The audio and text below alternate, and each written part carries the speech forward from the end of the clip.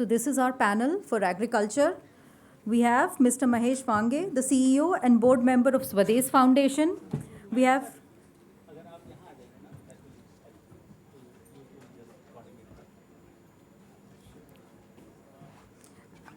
Mr. Prabhakant Jain, the head of CSR for DS Group.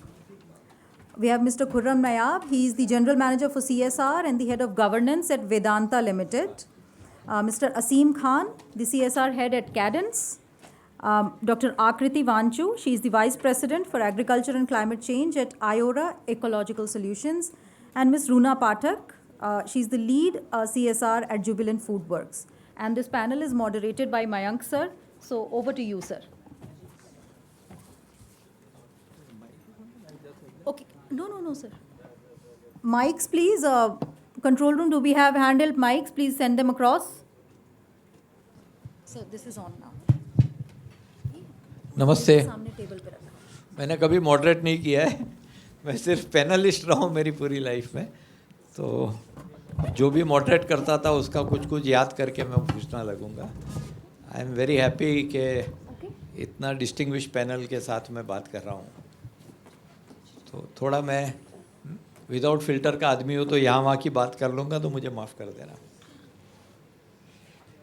हम लोग ये देखते हैं कि CSR जो काम करने जाते हैं, ये अपने कुछ सोच लेके जाते हैं हम लोग। उसमें उधर की जो जनता है, उन जो फार्मर्स है, उनका क्या प्रॉब्लम है, उनको क्या इश्यूज़ है, ये हम लोग अपने माइंड में एक बना लेते हैं पिक्चर, और वहाँ जाके काम करते हैं कम्युनिटी के साथ बहुत ज़्यादा। We are trying to retrofit our ideas into something, and I have found this everywhere that I go, that very few times you go listen to them and then create the model.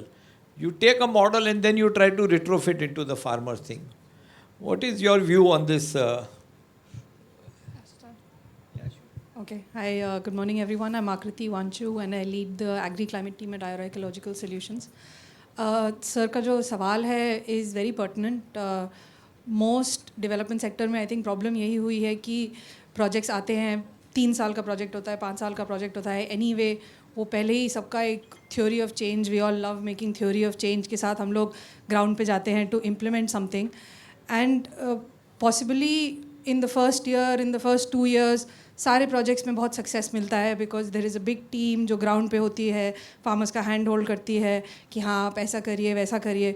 But after a while 3 साल के बाद जब project ख़त्म है, project वाले भी भूल गए क्या हो रहा था, फार्मर्स भी भूल गए क्या हो रहा था। Not just farmers, any community, किसी भी प्रोजेक्ट में हम देखें यही प्रॉब्लम होता है।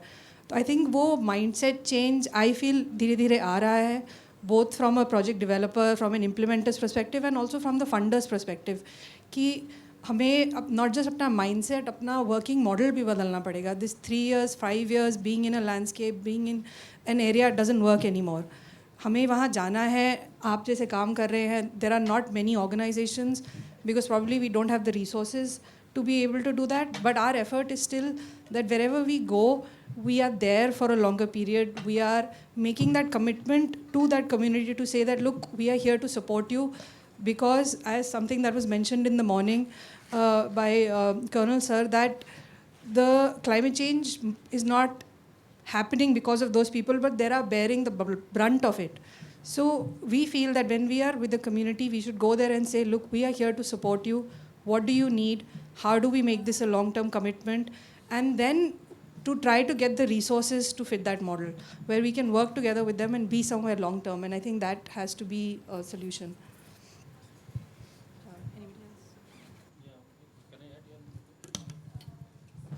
हाय, तो फ्रेंक जी, सबसे पहले तो मैं आपको कहना चाहूँगा कि आपने बहुत ही पर्टेनिंग और बहुत अच्छा पॉइंट रेज़ किया है।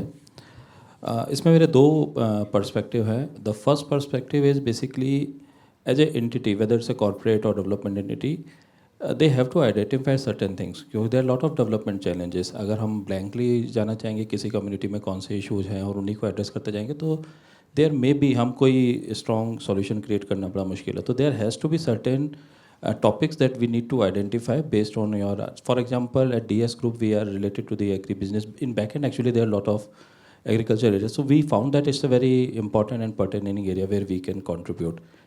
When we are coming to the generating solution, then it's very important we need to go to the stakeholder, we need to go to the communities और उनके साथ ब्रॉड आइडिया के basis पे solutions को derive करना चाहिए. So in our case actually we have created a model call water economic zone, जिसका basic idea ये है कि जिस तरीके से पॉलिसी लेवल पे स्पेशल इकोनॉमिक जोन बना के इंडस्ट्रीज़ को या मैन्युफैक्चरिंग सेक्टर को प्रमोट किया जाता है, तो how can we create water based economy in rural areas, कैसे वाटर को इकोनॉमी से लिंक किया जा सकता है और एक सॉल्यूशन डेवलप किया जा सकता है. That was the idea.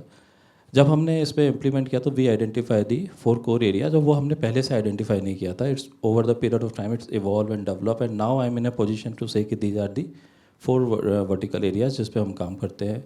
Water conservation management, agri based livelihood जिसमें हम diversification, new crop introduction, improvement in agriculture practices, and institution building and market linkages. These are the 4 verticals जो over the period of time evolve हुए.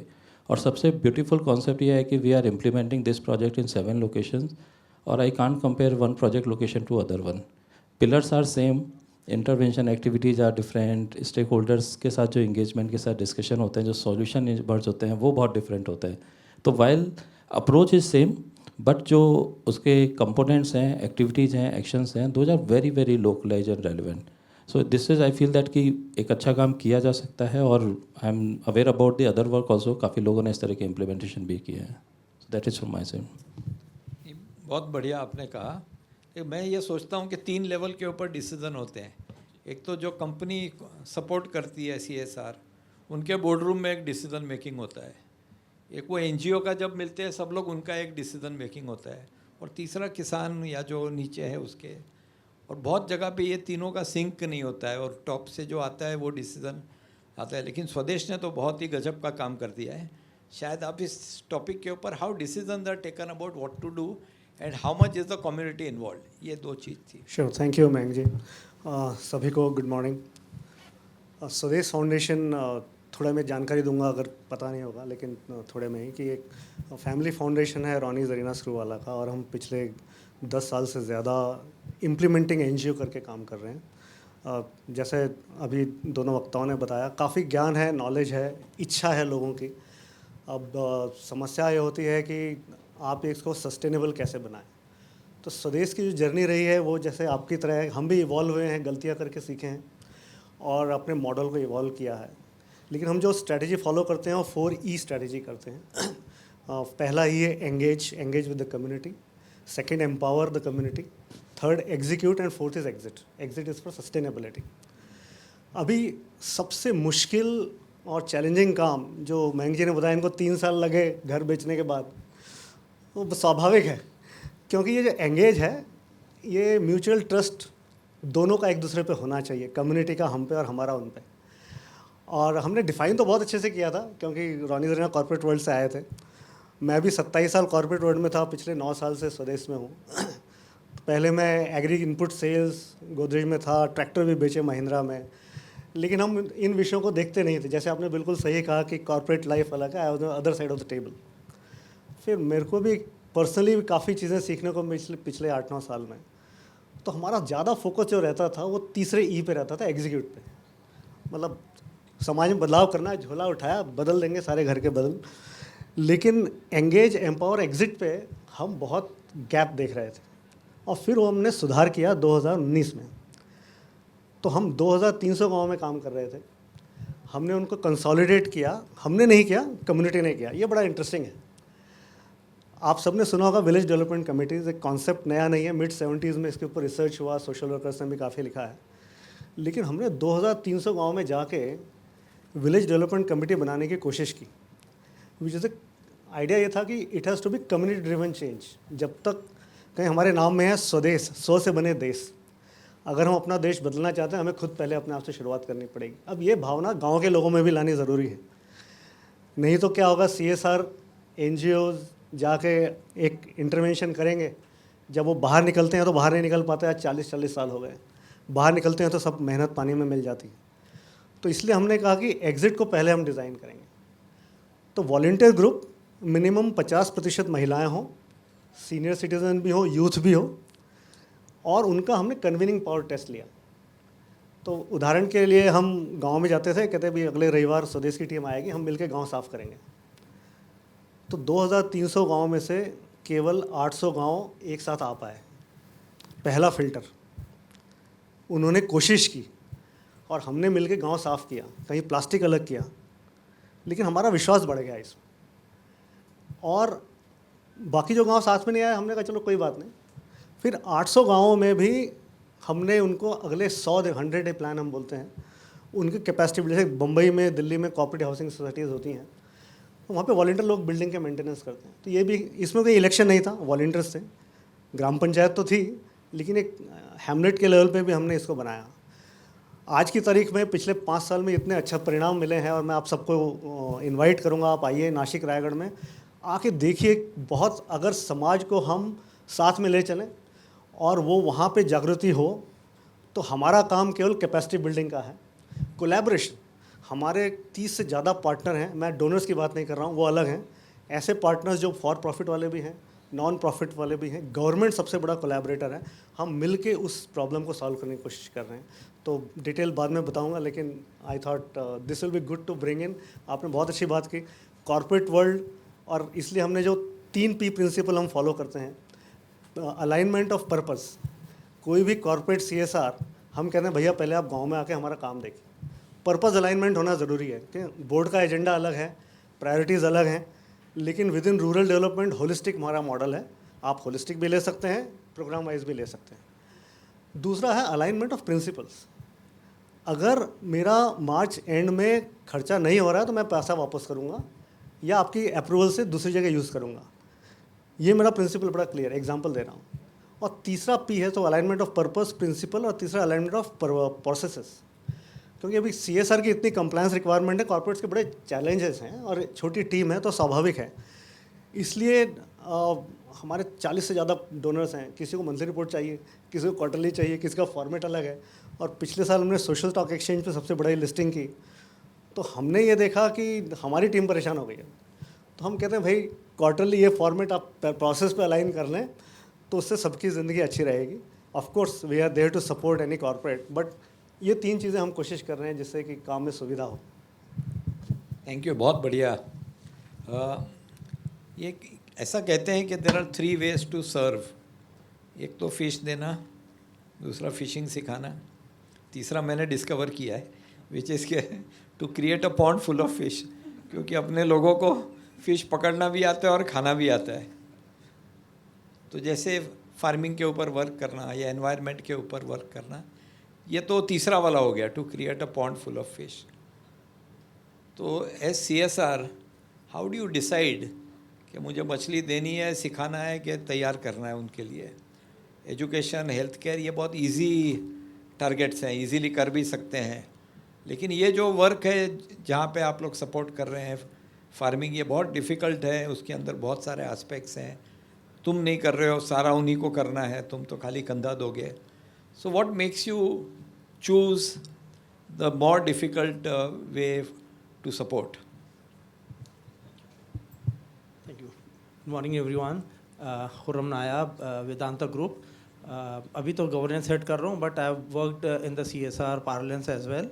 और मैं बहुत जान की खुशी हो रही है मुझे कि मयंक सर भी मॉडरेट कर रहे हैं इसको, and I know few of the people out here as well. So मैं अपनी थोड़ी एक स्टोरी बताना चाहूँगा कि हम लोगों का केन ऑयल एंड गैस का नाम सुना होगा आपने, जो हमारी वेदांता की सब्सिडियरी है। और हम लोगों का ऑपरेशनल एरिया बाड़मेर है, और बाड़मेर वेस्टर्न राजस्थान का बिल्कुल बीहड़ एरिया है। और आप जानते होंगे बाड़मेर की यानी एरिया है, बिल्कुल सैंड एरिया है बिल्कुल, अगर आप लोग जानते होंगे उसके बारे में। तो समर्स में टेम्परेचर 55 डिग्री सेंटीग्रेड भी चले आते हैं, तो इतना यानी इतना गर्म है। और जिस टाइम पे 2012 से लेकर 2015 तक मैं बाड़मेर में रहा, और उस टाइम पे हम लोगों ने एक प्रोजेक्ट लिया था, जो उस टाइम पे मैं थोड़ा सा हालात बता देता हूँ कि फार्मर एक ही क्रॉप लेता था उस टाइम पे। जो क्रॉप जो लेता था फार्मर, वो बाजरा का क्रॉप, मिलेट का क्रॉप लेता था। वो पूरे साल में एक ही क्रॉप लेता था, क्योंकि उसके अलावा बाकी क्रॉप की यानी वो ही नहीं था, बिल्कुल यानी हो ही नहीं पाता था। दूसरी चीज़ एक और बाड़मेर की खासियत ये थी कि वहाँ पे जो बारिश होती है वो जुलाई अगस्त के महीने में होती है, और सिर्फ 9 दिन होती है बारिश, पूरे साल में सिर्फ 9 दिन बारिश होती है वो, और वो क्यूमुलेटिव होती है। और जब क्यूमुलेटिव बारिश होती है तो उसको वो रन डाउन हो जाती है सारी बारिश। उसको कोई यानी चेक डैम्स वगैरह तो थे ही नहीं उस टाइम पे, 2012 की बात कर रहा हूँ मैं। तो बारिश निकल गई, एरिड का एरिड है फिर से, और फार्मर एक ही क्रॉप ले रहा। तो ये थोड़े से चैलेंजेस थे हमारे सामने जब व्हेन वी टुक ओवर। तो सर ने जैसे कहा कि भाई creating a pond full of fish, तो अब ये creating a pond full of fish हमने कैसे किया? तो हम लोगों ने वहाँ पे 10,000 फार्मर्स को सेलेक्ट किया पहले, और सर थोड़ा सा टाइम लेगा, 1 आध मिनट का। तो 10,000 फार्मर्स को सेलेक्ट किया जो कि जिनकी इनकम बिल्कुल ही यानी निचले लेवल पे थी। तो उनके साथ हम लोगों ने काम शुरू किया। उनके ज़मीनें जो थी वहाँ पे ज़मीनों को पहले खदीन, अगर आप लोग जानते होंगे कि एक तरह से वो होता है कि पूरे जो खेत को 0.5 डिग्री सेंटीग्रेड की 0.5 डिग्री के ऊपर टिल्ट करना होता है। तो एक वो किया, और साथ में कई सारे लैंड्स को, यानी कई सारे जो एग्रीकल्चर लैंड था उसको जोड़ा कैसे? बीच में निकास के लिए रास्ता दिया। दूसरी चीज़ हमने ये की कि भाई वहाँ पे सब यानी जैसे जब भी बारिश होएगी अगर, तो वो लैंड पे जब बारिश होगी वो 9 दिन, तो 9 दिन वो बारिश एक जगह लैंड पूरा भर जाएगा, तो वो पानी निकास होके दूसरी लैंड में चले आएगा, वो भी भर जाएगा, तीसरे में चले आएगा, ऐसे कई एटलीस्ट कम से कम 1,000 लैंड पूरा उस तरफ के लिए हम लोगों ने वो कर दिया। इससे हुआ क्या, जब वो 9 दिन बारिश हुई तो वो पानी स्टोर हो गया वहाँ पर, वो वहाँ पर ही उस खदीन के अंदर ही रहा। मैं एक एग्जांपल ले रहा हूँ। तो उसकी वजह से क्या हुआ कि जब पानी वहाँ स्टोर रहा तो टॉप सॉइल डेवलप हुई। अभी तो रन डाउन हो जाता था पानी, और वो जब टॉप सॉइल डेवलप हुई तो टॉप सॉइल के डेवलप होने के बाद फार्मर ने वहाँ पर एटलीस्ट 2 क्रॉप लेना शुरू कर दिया। बाजरा लेता था, 1 क्रॉप और लेना शुरू कर दिया। तो उसकी वजह से उनकी भी हिम्मत बनी, ये 10,000 फार्मर्स की इनकम बढ़ी। तो एटलीस्ट 3 साल काम करने के बाद उनकी इनकम एटलीस्ट 50% ज़्यादा बन गई, यानी जितना वो कमा रहे थे उस टाइम 50% ज़्यादा इनकम बन गई। तो पहला काम तो ये किया हम लोगों ने वहाँ पे। दूसरा काम जो था हम लोगों का, वहाँ पे गांव वाले जो थे, यानी बेसिकली उधर पानी की तो एक तरह से पूजा होती है वहाँ पे, एक ये लग्जरी है वहाँ पानी। तो उधर कई वाडीज़ थी जो सूख गई थी। वाडीज़ अगर आप जानते हो, या नाड़ीज़ जो जानते होंगे, नाड़ीज़ है ना, छोटा विलेज पॉन्ड रहता है वहाँ पर, तो वो सूख गई थी वहाँ पर। तो उसको ही दोबारा से हम लोगों ने गाँव की मदद से ही, गाँव वालों ने जेसीबी प्रोवाइड की, क्योंकि ज़्यादातर जेसीबी हमारी केन ऑयल एंड गैस में कॉन्ट्रैक्टिंग पे लगी हुई थी। तो वही जेसीबी हफ्ते में 1 दिन जैसे दे देते थे वो लोग वॉलंटरी लेवल पे, तो उन्होंने ही प्रोवाइड की, डिसिल्टिंग की, उसके अलावा बाकी उसको नाड़ी को गहरा किया। और उसके वजह से जब बारिश हुई तो वहाँ पर भी पानी भर गया। तो पानी भर गया तो बायोडायवर्सिटी बढ़ गई वहाँ पर। अब एट द मोमेंट जो वहाँ पे जो गांव वाले हैं उधर वहाँ जाके अपने उनके पशु भी पानी पीते हैं, उसके अलावा वो पानी का यूटिलाइजेशन भी अच्छी तरीके से हो रहा है। तो ये एटलीस्ट 17 नाड़ीज़, जब मैं वहाँ से एग्ज़िट किया था नाड़ीज़ बन गई। तो एग्ज़िट प्लान उनका ऑलरेडी सामने आ गया। इसकी वजह से क्या हुआ कि जितने भी वह कुएँ थे वो कुएँ भी ऊपर, यानी उनका रिचार्ज बढ़ गया, तो वो कुएँ का पानी भी ऊपर आने लग गया। तो ये थोड़ा सा पानी का ये था। तीसरी चीज़ जो इम्पोर्टेंट चीज़ थी वहाँ पे, अगर आप देखें कि अनार बहुत होता है उधर, बाड़मेर के अनार खाएंगे तो बहुत मीठे और बहुत एकदम रसीले होते हैं।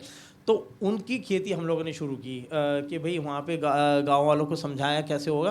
तो वो फ्रूट ऑर्चर्ड जिसे कहते हैं, वाडीज़ कहते हैं, तो उसमें वाडीज़ डेवलप की है, उसके वजह से भी काफ़ी फ़ायदा मिला। तो सर वो क्रिएटिंग पॉन्ड, तो ये बेसिकली हम लोगों ने कोशिश की। और एट द मोमेंट अगर आपको जान के खुशी होगी, हम सस्टेनेबल हो गया है, हम लोगों ने छोड़ दिया। गाँव वालों ने कमेटी ही उनकी कमेटी है, वही लोग काम करते हैं, वॉलंटियर्स जुड़ गए उनके साथ, और अपने यहाँ वो प्रोजेक्ट चल रहा है। अब जितना पैसा हम लोग डालते थे उस टाइम पे, अब उतना पैसा नहीं डालते। अब सिर्फ यानी कैपेसिटी बिल्डिंग, जैसे आपने कहा, बहुत क्रिटिकल है कैपेसिटी बिल्डिंग, ताकि नए रिसोर्सेज और नए जो टेक्नोलॉजी आई है मार्केट के अंदर वो फार्मर तक पहुंचाने का काम हमारा है। Thank you sir.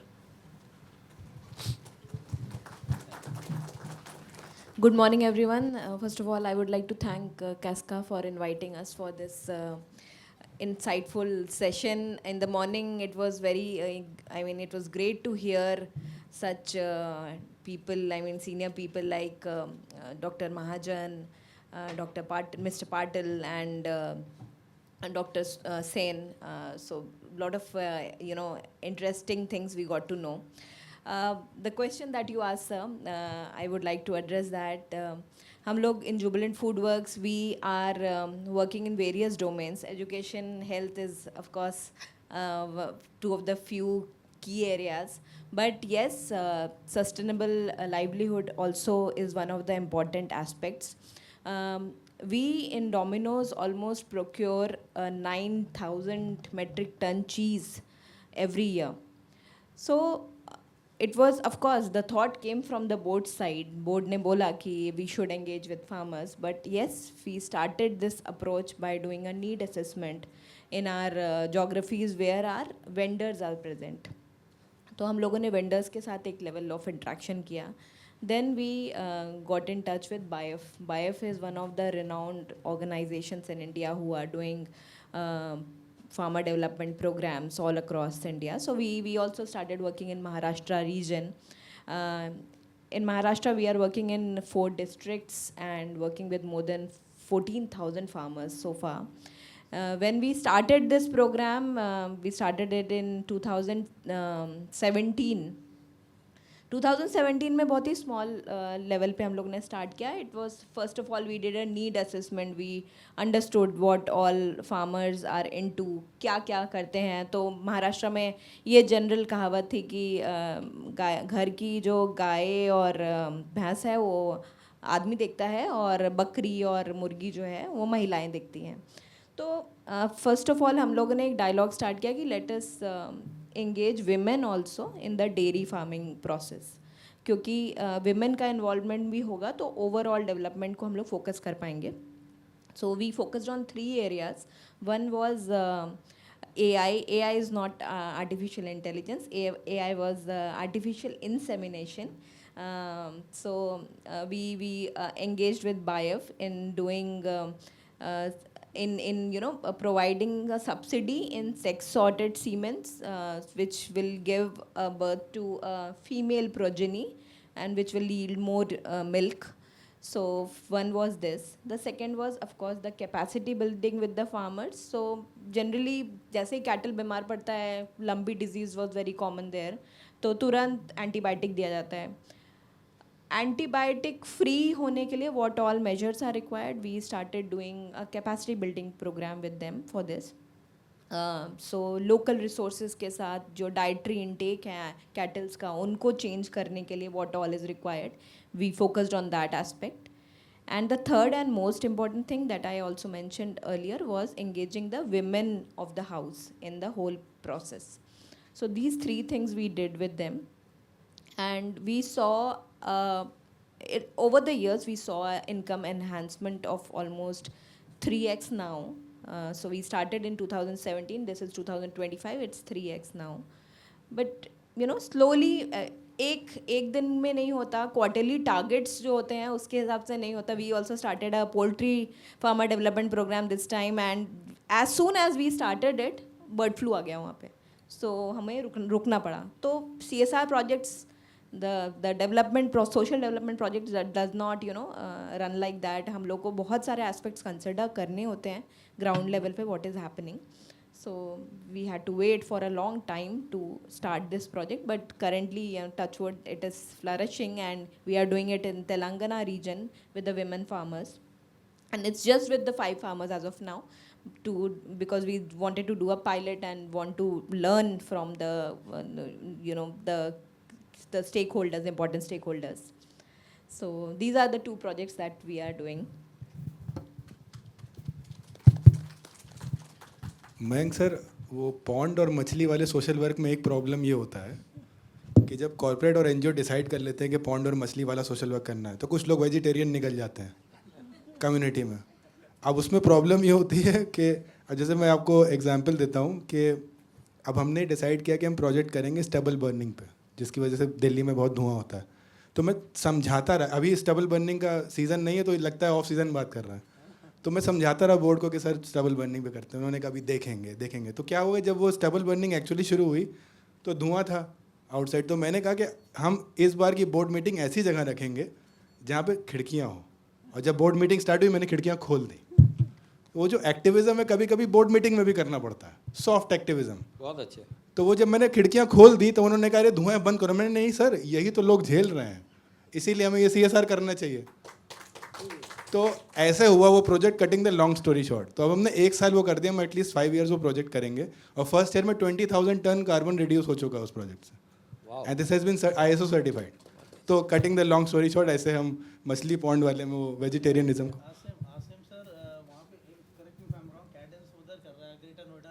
नहीं, ये वाला ये हमारा ऑफिस वहाँ है, but this project we are doing in Haryana, it's an aspirational district.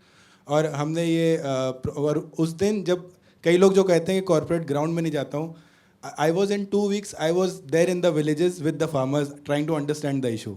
वहाँ पे HDFC SBI कार्ड भी काम कर रहा है, मैंने उनसे परमिशन ली और मैं उनके प्रोजेक्ट में गया उनको देखने कि वो कैसे कर रहा है। तो ये कुछ चीज़ें आपको मेकशिफ्ट अरेंजमेंट करने पड़ते हैं, सॉफ्ट एक्टिविज्म वहाँ पे भी करेंगे तो काम आ सकता है। ओके, मुझे तो बहुत अच्छा लगा, मैं तो एक्टिविस्ट हूँ तो मैं इसीलिए वो लेवरेज ले पाया क्योंकि आप हैं। वो एक जोक मुझे याद आती है, ये क्वेश्चन थोड़ा शॉर्ट में हम लोग आंसर अगर कर सके, कि एक आदमी था, वो रात को लाइट के नीचे, लैंप के नीचे रुपया ढूंढ रहा था। तो उसको जाके पूछा कि क्या ढूंढ रहे हो? बोले पैसे गिरे हुए हैं। बोला कहाँ गिरे हैं? बोला गिरे तो अंधेरे में है, लेकिन लाइट यहाँ पे है। तो ये जो निम्बी मॉडल है कि कॉरपोरेट्स चूज़ करते हैं कि जहाँ पे मेरी फैक्ट्री है, जहाँ पे मेरा सेटअप है, मैं वहीं काम करूँगा, नॉट वेयर सबसे ज़्यादा ज़रूरत है। इसके ऊपर आपका क्या विचार है? मैं बैंक जी कुछ ऐड करना चाहूँ इसमें आपकी बात पे। तो एक्चुअली आपने बहुत अच्छा पॉइंट रेज़ किया है कि ये बहुत फेमस स्टोरी है कि हम जंगल में पैसा खोया है और ढूंढ लैंप के नीचे रहे, तो it's very very pertaining story.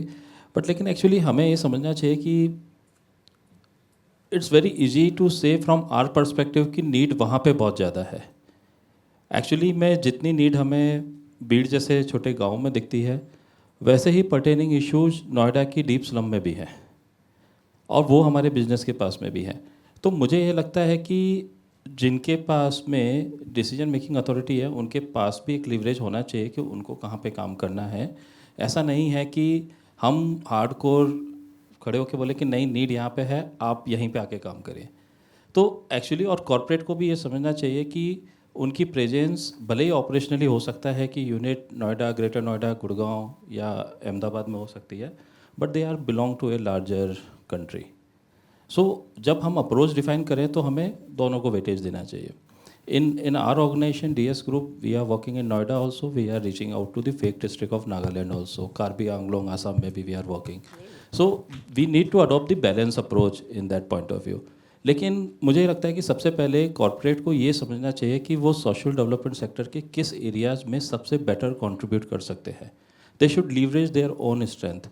एक फार्मा कंपनी है, अगर pharma company is working on education rather than health issues, तो वो उतना रेलिवेंट नहीं है। हेल्थ में they can create more and, जैसे अभी आपने जुबलेंट का एग्जांपल दिया, आप अपनी इको सिस्टम में, इको चेन में ही बहुत अच्छा काम ऐसा कर सकते हैं जिससे फार्मर्स को वेलफेयर मिल सकता है। We are also sourcing a lot of raw material from farms related, so we are also trying to introduce कि किस तरीके से हम FPOs के साथ जा सकें, उनके प्रोसेसेस को स्ट्रेंथन कर सकें, उनके एग्री के इशूज़ को रिजॉल्व कर सकें। और in our case actually we primarily trying to understand, जो आसिम भी कह रहे थे कि हमारे लिए इंपॉर्टेंट है, हम सबसे पहले कम्युनिटी में जाते हैं। जिस तरह से आप पार्टनर्स को इनवाइट करते हैं, I am also exploring a new project in Maharashtra. सबसे पहले our team is travel to 3-4 multiple districts, वहाँ के इश्यूज़ को समझना, getting the right kind of partner, जो पार्टनर है उसके साथ हमारे वैल्यू अलाइनमेंट कैसे है, देन उसके बाद हम को क्रिएट करते हैं प्रोजेक्ट भी, उसके बाद फिर एग्जीक्यूशन की स्टेज पे जाते हैं। तो ये एक्चुअली आपके पॉइंट पे मैं थोड़ा सा कहना चाह रहा था। Thank you Mayank ji.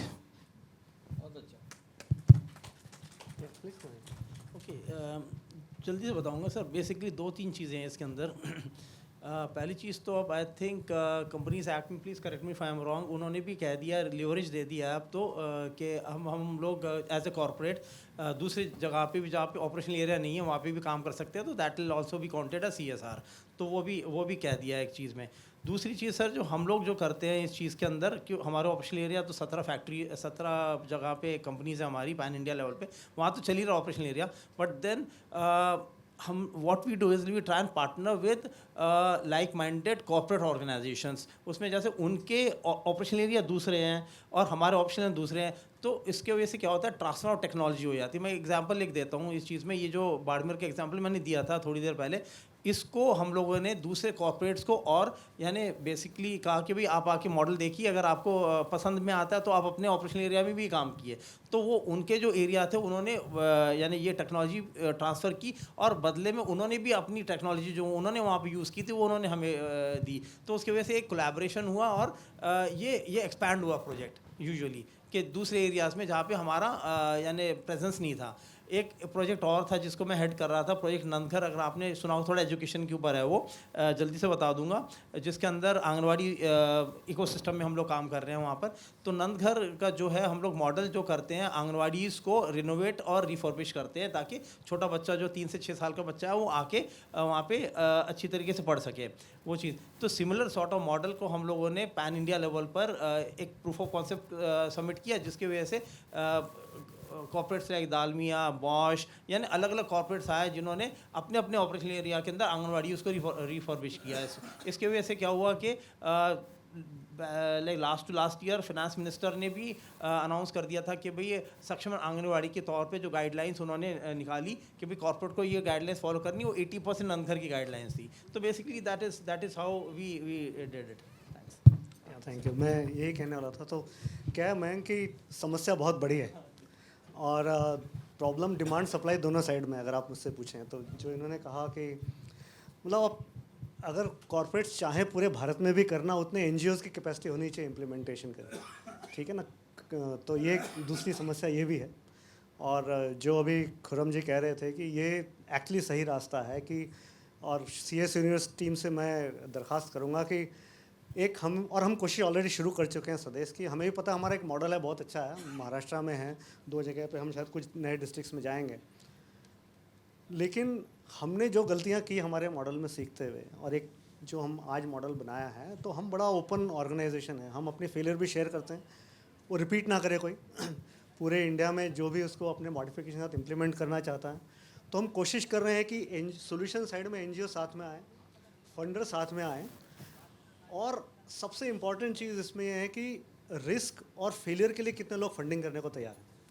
I think this is one area where as a foundation we are ready to commit 20-25%। क्या 3 कॉर्पोरेट से हिम्मत करने का, और लाइवलीहुड्स में तो बहुत ज़रूरी है।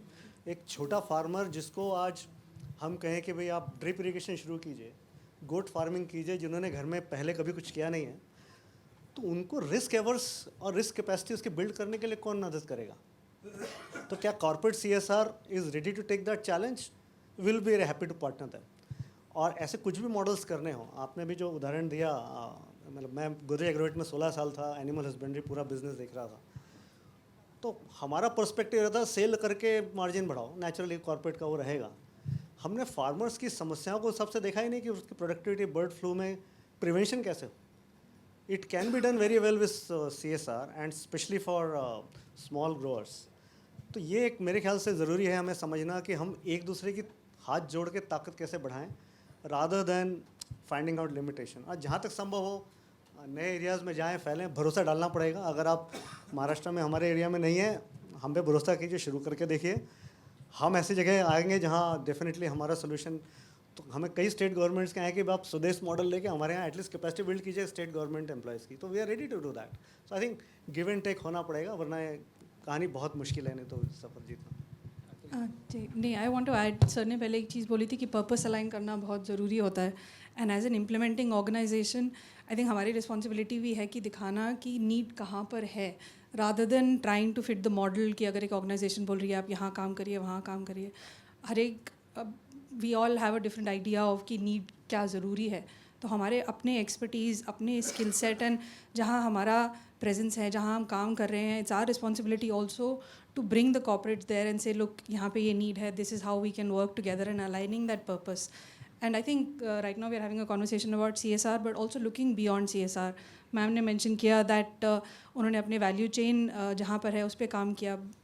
One way to strengthen the value chain is through CSR, but also through corporate financing and say that कि अगर आप अपने value chain को climate resilient नहीं करेंगे तो आगे जाके क्या problems हो सकती हैं. And that is another way of bringing in financing to an area, and that is something I think both sides have to work together on that. Just give a perspective. सवा भरा हुआ है, अपने पास छोटा सा पॉइंट लेना चाहूँगा इसमें। आपका सर जो पॉइंट था ना स्वदेश से, एकदम मैं ये बताना चाहूँगा कि अगर आप देखेंगे स्मॉल ग्रोअर्स जो है उनका लेबर प्लांटेशन लेबर एक्ट के अंदर भी कवरेज नहीं है, वो भी लार्ज होल्डर्स के लिए और लार्ज फार्मर्स के लिए है वो। तो ये जो स्मॉल फार्मर्स हैं ये कहाँ जाएंगे? तो उसके लिए बहुत इंपॉर्टेंट है कि CSR का पैसा उधर डाला जाए। और रिस्क एवर्स जो आप बात कर रहे हैं, तो जब क्योंकि लॉ के अंदर ही नहीं है वो कवर्ड, तो वो ज़्यादा मेजर सफरर्स इसके अंदर।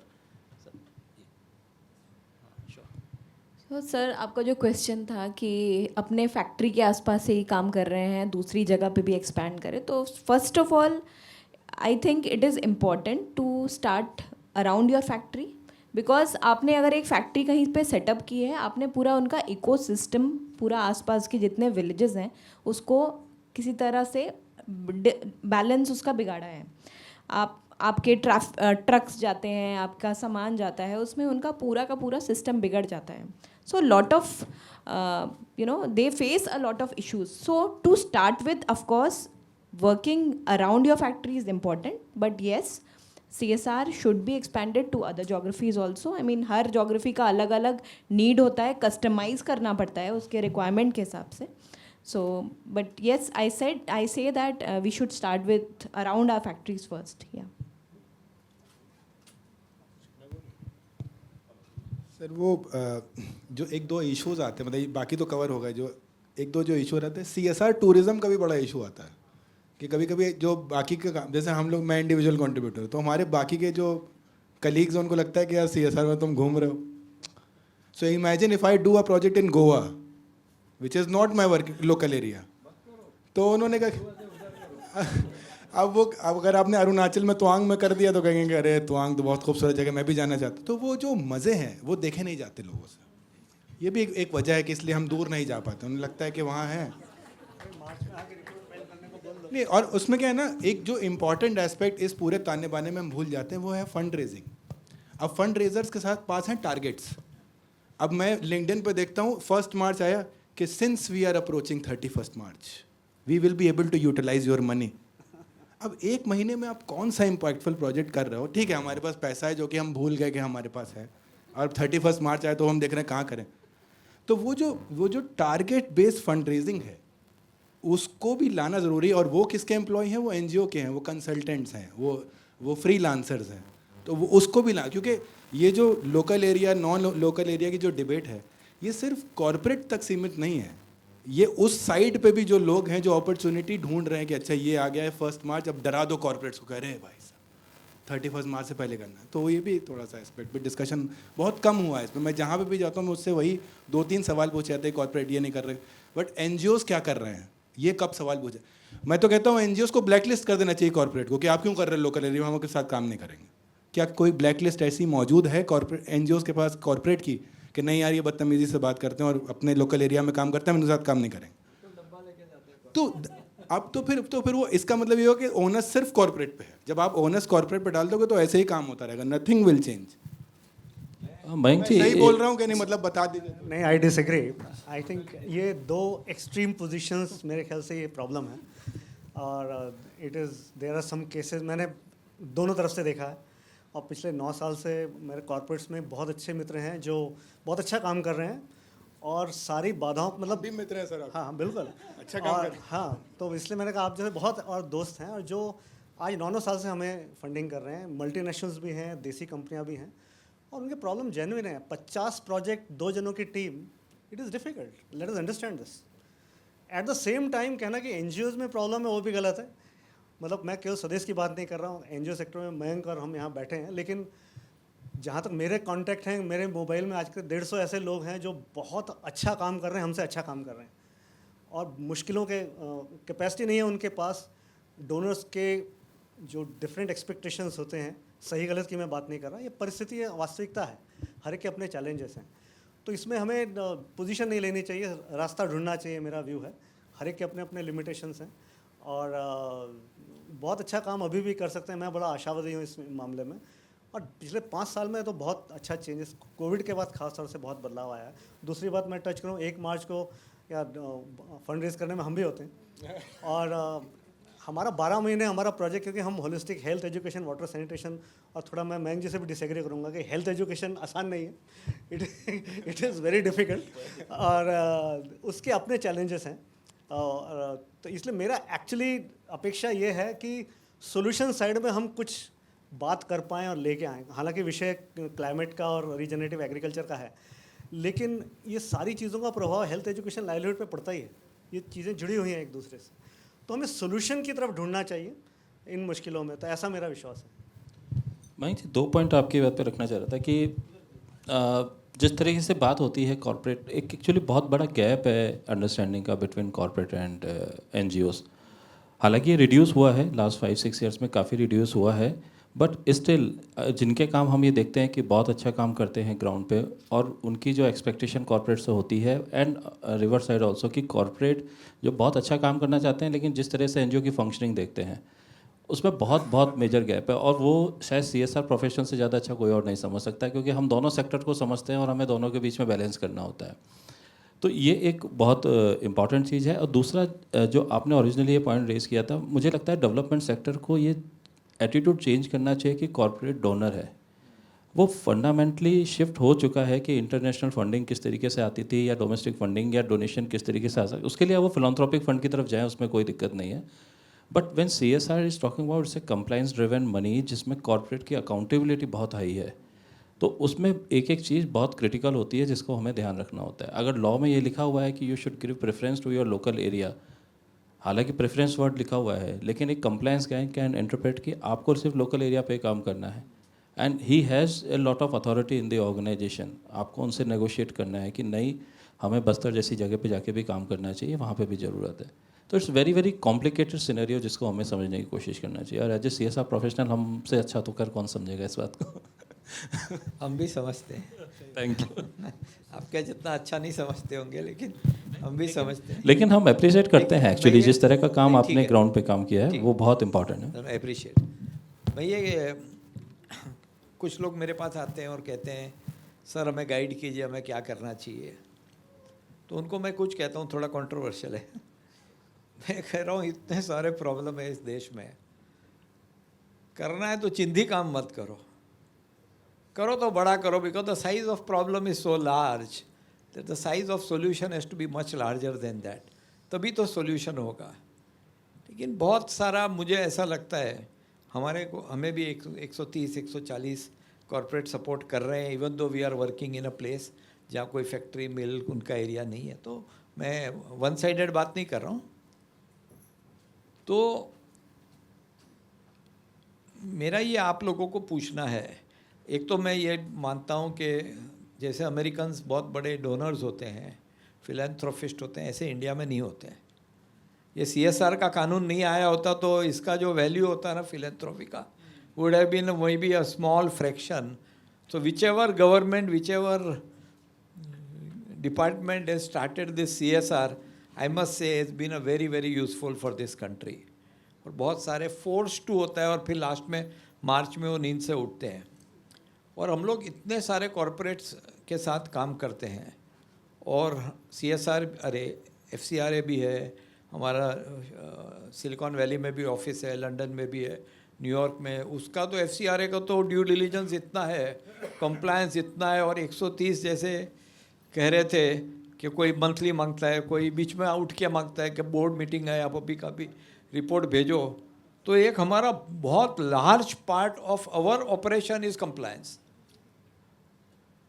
दो we work like a corporate, उसमें मनी मेकिंग होता है लेकिन हम लोग सोशल गुड कमाते हैं।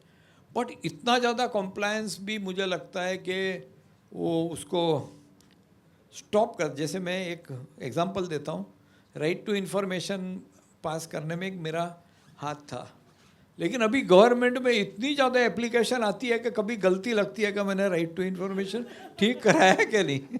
वैसे कंप्लायंसेस भी अभी इतने ज़्यादा हो गए हैं, बहुत सारे फ्लाई बाय नाइट ख़त्म भी हो गए, लेकिन the amount of compliance are there. तो I have I think 40 member team only working on compliance. ये तो मैं परवड़ता है मेरे को, बाकी किसको परवड़ेगा। तो कहीं ना कहीं ये सारा CSR का पॉलिसी आया बहुत अच्छा है, लेकिन इतना ज़्यादा कंप्लायंस भी सेल्फ डिफीटिंग है। आपका इस पे क्या कहना है? सर आपने मेंशन किया दैट यूएस में फंडिंग बहुत आती है. One big source of funding US की बंद हो गई, यूएसएड.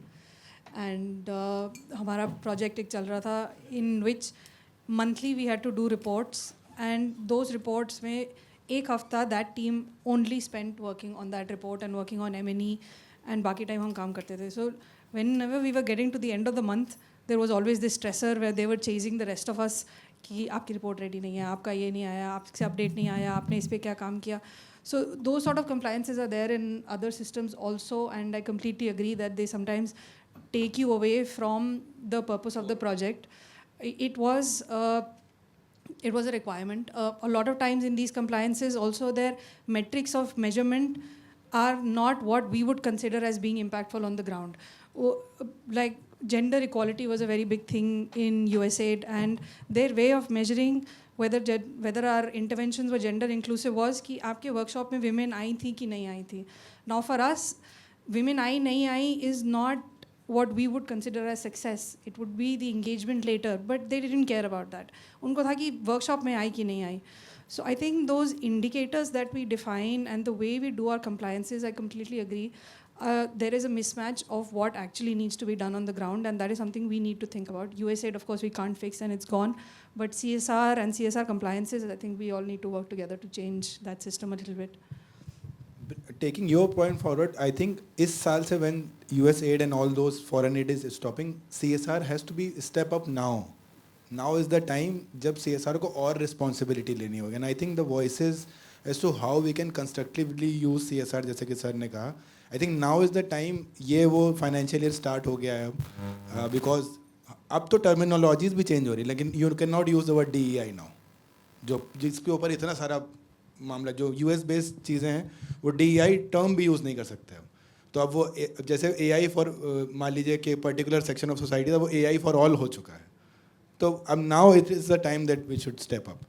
मेरा एक सजेशन था सबके सामने, जैसे इंडस्ट्री के एसोसिएशन होते हैं, फिक्की है, CII है, ऐसा CSR का भी एक ऑर्गेनाइजेशन होना चाहिए जो गवर्नमेंट को रिप्रेजेंट करे. इनकम टैक्स में पहले कितने हज़ार चीज़ होती थी, अभी काफ़ी सिंप्लीफाई कर दिया है. तो यहाँ पे भी सिंप्लीफाई करने के लिए एक रिप्रेजेंटेटिव बॉडी बननी चाहिए, और ये राइट गवर्नमेंट से बात होनी चाहिए. ये हाँ, तो इस पर क्विक रिस्पांस, जो अभी सोशल स्टॉक एक्सचेंज के ऊपर काफ़ी काम हो रहा है, और उसमें कोशिश हुई है कि जहाँ पे, क्योंकि हमारा उसमें सजेशन ये था कि अगर सोशल स्टॉक एक्सचेंज में सेबी और सारे कंप्लायंस के जो स्टैंडर्ड डिफाइन किए गए हैं वही CSR कॉर्पोरेट्स को बता दिए जाएँ, and it should be uniform. So that suggestion they have taken, let us see कुछ होता है कि नहीं. तो दैट वाज वन. हम लोग भी अभी सोशल स्टॉक एक्सचेंज में आ गए हैं, तो उसके जो कंप्लायंस उसको स्टैंडर्डाइज कर दीजिए ना, कि यही है, सबका अपना अपना कंप्लायंस मॉडल क्यों करना चाहिए. और दूसरा कंप्लायंस का, जैसे मैंने कहा, पता नहीं यहाँ पे जो कॉर्पोरेट बैठे हैं इनकी क्या कहानी है. कई बार मैं सोचता हूँ कि जो रियलिटी रहा वास्तविकता क्या है, और हाँ रियल भी हो सकती है. जितने NGOs आपके, अगर 30-40 NGOs क्वार्टरली रिपोर्ट दे रहे हैं, 2 जनों की टीम है, कितनी रिपोर्ट आप पढ़ पाते हैं. मतलब आपने सोचना चाहिए, अगर रिपोर्ट पढ़ रहे हैं तो नेचुरली उसमें कुछ अच्छा है जो सबसे शेयर होना चाहिए. मतलब एक मुझे पता चले, मेरा डोनर कहता भी उनका रिपोर्ट बहुत अच्छा है, हाँ तो भी दिखाओ, मैं देखूं मैं क्या अच्छा कर सकता हूं, मैं सीखूंगा. आप नाम हटा दीजिए, लेकिन पब्लिक के लिए तो इन्फॉर्मेशन अवेलेबल है, और संभव ही नहीं है. मतलब मैं जैसे बताया, मैं कॉर्पोरेट में भी था, तो इतने NGOs के मैं रिपोर्ट पढ़ ही नहीं सकता था. मैं क्या क्या काम करूँगा, मेरे कंप्लायंस रिक्वायरमेंट्स इतने ज़्यादा हैं. तो इतना जो लर्निंग शेयरिंग, लेकिन फॉर्मेट के हिसाब से रिपोर्ट चाहिए, पिक्चर चाहिए, वीडियोस चाहिए, और सारी डिटेल चाहिए, वो कंप्लायंस के हिसाब से है. लेकिन उसका प्रैक्टिकल यूज़ हम कितना कर पा रहे हैं सही मामले में, वो एक सोचने वाली बात है. लेकिन मेरे अभी भी कहना है, प्रैक्टिशनर अगर कहीं कॉर्पोरेट CSR में भी प्रॉब्लम ऐसा होता है, कई जगह बंदा छोड़ के चले जाता है, नई टीम आ जाती है, उनके प्रायोरिटीज़ बदल जाते हैं. ये रियलिटीज़ हैं. तो इसमें कोशिश यही होनी चाहिए कि प्रोफेशनल से साथ में आके, बॉडी ना भी हो, क्या हम कुछ स्टैंडर्डाइज कर सकते हैं. थोड़े आपको बोर्ड में लड़ाई लड़नी पड़ेगी, कि मेरे एक मित्र हैं, वो कहते हैं देखो मैं NGO बदलना नहीं चाहते, बोर्ड में कौन समझाएगा नया NGO, हेडेक है. सो ये, बट मुझे लगता है ये लड़ाई लड़नी पड़ेगी, क्योंकि NGO जो बड़ी लड़ाई फील्ड में लड़ रहे हैं, ये लड़ाई तो मैनेज करनी पड़ेगी, क्योंकि उसके अलावा हम आगे नहीं बढ़ पाएंगे. तो हमें अपना अपना रोल और जिद के साथ आगे करना चाहिए. देखिए ना, 2 एक्सट्रीम्स हो गए. पहले तो मेजरेबल देखते थे कि वो पहले फार्मर सेट बैठा है, उसके बाद स्माइलिंग कर रहा है. ये पहले मेजरिंग होता था। अभी इतना ज़्यादा मेजरमेंट डिवाइस है कि वो एनजीओ बंद हो जाता है वर्क करते, रियल वर्क जो करना है उसमें उसके बजाय पीछे का वर्क करना ज़्यादा हो जाता है। सो सर CSR पर्सपेक्टिव से ना हम लोग को भी मल्टीपल कंप्लायंसेस फॉलो करने होते हैं. It is not only the report that we submit to MCA. It is lot of internal audits, stat audits, multiple audits happen. जैसे एक ऑडिट में मेरा कल ऑब्जर्वेशन आया था कि आपके MOU में लिखा हुआ है कि 50% you will try to train, skill development एक प्रोजेक्ट था, ट्रेन विमेन, लेकिन आपका 48% है, 50% नहीं है टारगेट अचीव किया है आपने. तो this was the question, that observation that came. तो मैंने बोला सी, हम फोर्सफुली किसी को खींच के घर से ला के स्किल डेवलपमेंट करवा के फिर उसको घर में बैठा नहीं सकते हैं. हमें एक्चुअली ऐसी जनता को लाना होगा जो एक्चुअली इंटरेस्टेड है और आगे उसको टेकअप करें, because ultimate objective is to get them place, to get them employable. So that is why our preference was this, but 48% achievement और 50% achievement ये CSR में हम नहीं measure कर सकते. So yeah. एक्चुअली वाइंग जी इसमें पॉइंट रखना चाहूँगा कि देखिए कंप्लायंसेज, अगर आप मुझसे पूछते हैं करंट स्टेटस कंप्लायंस का, तो मुझे MCA की तरफ से कंप्लायंसेज में कोई कंप्लेन नहीं है. बहुत बेसिक कंप्लायंस हैं, बहुत इजीली और आसानी से फुलफ़िल किया जा सकता है. CSR फॉर्म टू फिल करना है, एनुअल रिपोर्ट देना है, कहीं कोई डिफ़िकल्टीज़ नहीं है. क्वेश्चन रेज होता है कि जो हमारे प्रोसेसेस हैं या डेटा कलेक्शन का हमारा मैकेनिज्म है, तो वो corporate to corporate, project to project vary करता है कि किसका क्या अप्रोच है, किस इंटेंसिटी से इन्फॉर्मेशन कलेक्ट करनी है और प्रोवाइड करानी है. And audit is integral part of, जैसे आपने ऑडिटर का एग्जांपल किया, सेम कंसर्न मेरे साथ भी आया. एक एजुकेशन प्रोजेक्ट में मेरे से ऑडिटर पूछ रहे हैं कि आप 70% 75% तो ह्यूमन रिसोर्सेज पे खर्च कर रहे हैं क्योंकि हम एक स्कूल को सपोर्ट कर रहे थे. अब मैं उनको समझा रहा हूँ कि स्कूल में सपोर्ट करूँगा तो ह्यूमन रिसोर्सेज ही तो स्कूल चलाएंगे, टीचर्स भी तो स्कूल चलाएंगे, प्रिंसिपल है, टीचर्स हैं, और एक्सपेंडिचर कहाँ पे होगा. बट वही कह रहे हैं कि नहीं, एक्चुअल बेनिफिशरीज को क्या मिल रहा है. तो मेरा ये कहना था, क्या मैं उनको सिर्फ बुक्स बांट के दूँ तो एक व्यक्ति जाएगा, बुक्स बांट के आ जाएगा, एजुकेशन अपने आप हो जाएगी.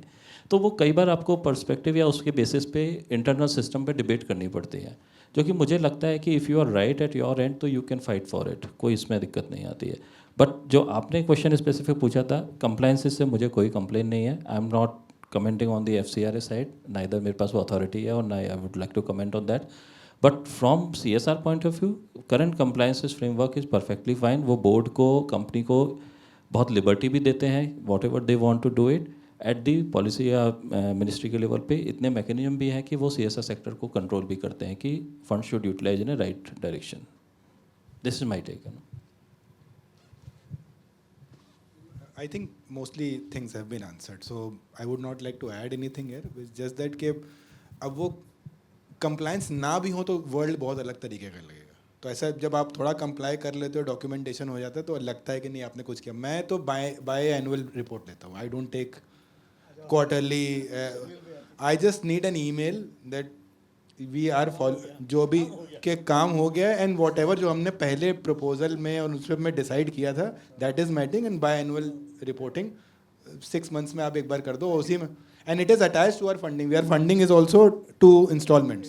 तो आपने पहला installment and then that is how it is done. So I don't trouble them much. नहीं तो उसमें से ज़्यादा प्रैक्टिस जो इन दोनों ने बताई, I think they are more helpful. हाँ, सो वो I think you need some social work background definitely helps.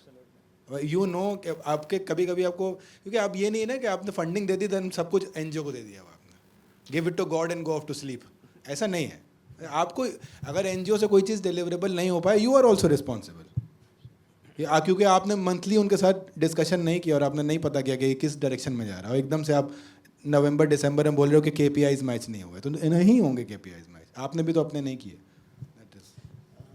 Sir एक एनेक्डोट में याद आ रहा है, मैं बाड़मेर की बात बता रहा हूँ. मैं एक प्रोजेक्ट BAF के साथ ही कर रहे थे हम लोग. तो डिस्कनेक्ट मैं बताना चाह रहा हूँ कि ऑडिट और CSR प्रोजेक्ट में क्या डिस्कनेक्ट हो सकता है. एक छोटा सा एनेक्डोट है. हम लोगों ने क्या किया था कि BAF के साथ मिलकर जो बकरियाँ दी थी गांव वालों को, यानी बेसिकली एक गांव में एक घर के अंदर 3 बकरियां दी थी और उस गांव के लिए एक बकरा दिया था, ताकि like this RAM will be the feeding for these 3 goats पर विलेज, ताकि ऑफस्प्रिंग बढ़े और दूध वगैरह ज़्यादा बढ़े. वो चीज़ में किया.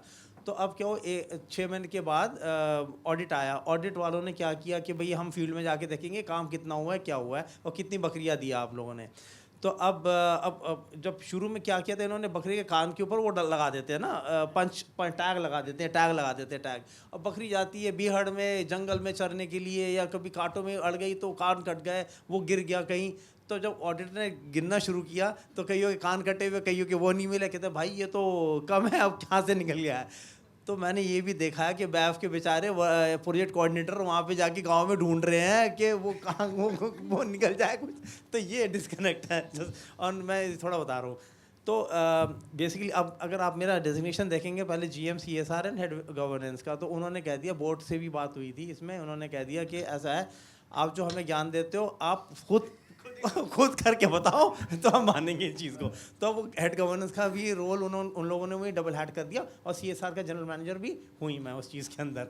तो I am facing duplicate role also, double hatting plus. अब मुझे समझ में आता है कि यार कितना डिफ़िकल्ट है, यानी CSR में हम जाके, और कंप्लायंस का रोल भी कितना डिफ़िकल्ट है अगर आप वो भी देखा जाए, क्योंकि उनको भी स्टार्ट ऑडिट हो गया, कहीं हो गया। अगर उनके बुक्स उनके like if you put her legs in their shoes, तो तब हमें पता चलेगा कि वो भी आग पे चल रहे हैं एट द मोमेंट। ठीक है sir,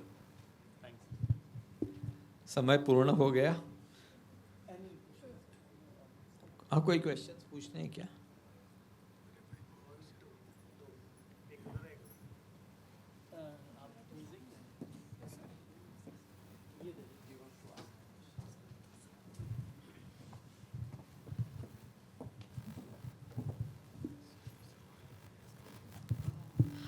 Hello, good morning. This is Prachi. I'm from Systema Bio. Thank you all. As a young professional, I've been learning a lot from your experiences. We've heard in the session that the impact of like long-term projects running over 2 to 3 years or 5 years of tenure. But my question to all the panelists here would be, would you be interested in funding a project that would give you a same impact in less than 6 months or say 7-8 months, which a project of 2 to 3 years will give you an impact, with a long-term sustainability that ensures that corporates or NGOs do not have to continuously handhold and support for longer period of time? अच्छा बताऊँ? नहीं, मैं actually बिना project देखे तो कुछ नहीं कह सकता हूँ। This is simple statement from my side. Actually claim is a different side. Better अगर हम वो डिटेल में डिस्कस करें और समझें, उसके बाद ही उसके बारे में कुछ सोचा जाए। There is already a proof of देखिए, इफ एंड बट के बेसिस पे for me it's very difficult to answer at this totally understand. I have to agree with him. और मुझे लगता है कि जो आपके CSR projects as a CSR manager, आपके CSR प्रोजेक्ट भी खाने में बुफे की तरह होने चाहिए कि एक थोड़ा ऐसा वाला भी है, एक थोड़ा वैसा वाला भी है, लॉन्ग टर्म भी है, शॉर्ट टर्म भी है। It is not about the months. अब ये अब डिस्कशन राउंड वाली बात आती है। अब जैसे फॉर एग्जांपल मैं आपको बताऊं कि अगर हम हायर एजुकेशन स्कॉलरशिप प्रोग्राम करते हैं, लोग कहते हैं अरे प्राइमरी एजुकेशन नहीं हो रही, आप हायर एजुकेशन पे चले गए।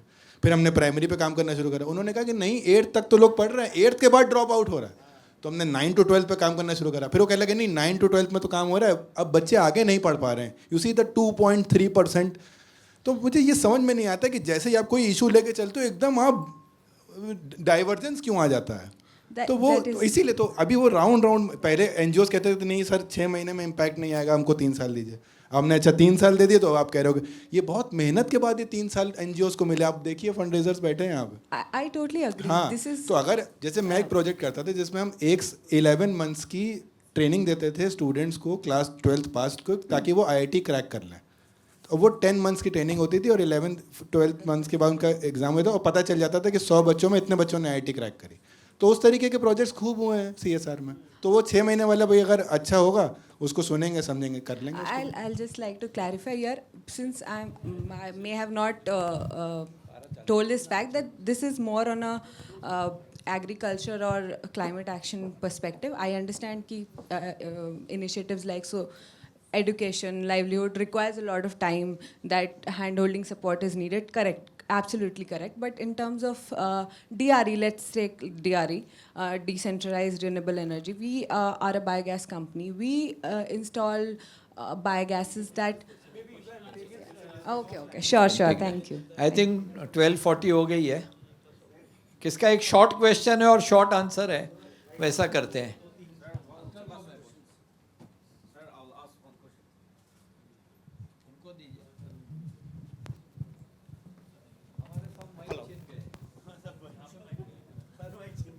हेलो या मेरा नाम डॉक्टर टी एस रोमियो, मैं नॉर्थ ईस्ट इंडिया से I am the chairman of our north east bee keepers federation.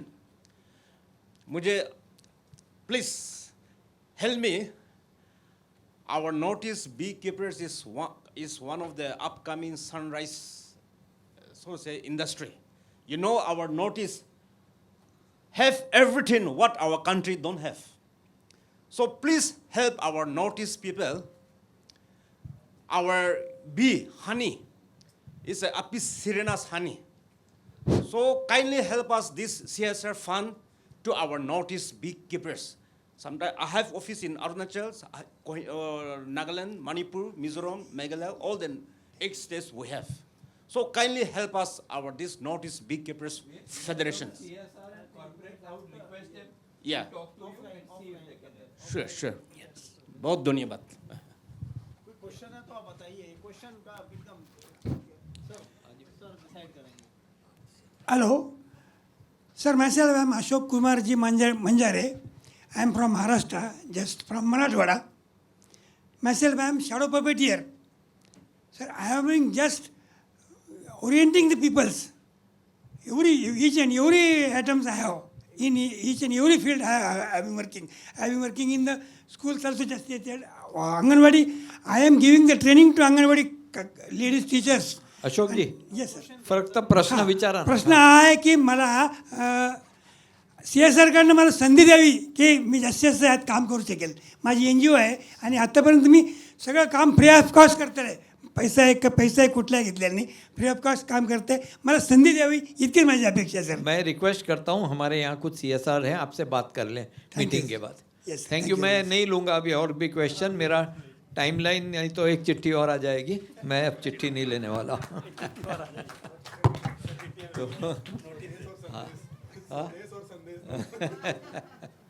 Thank you so much, बहुत मज़ा आया.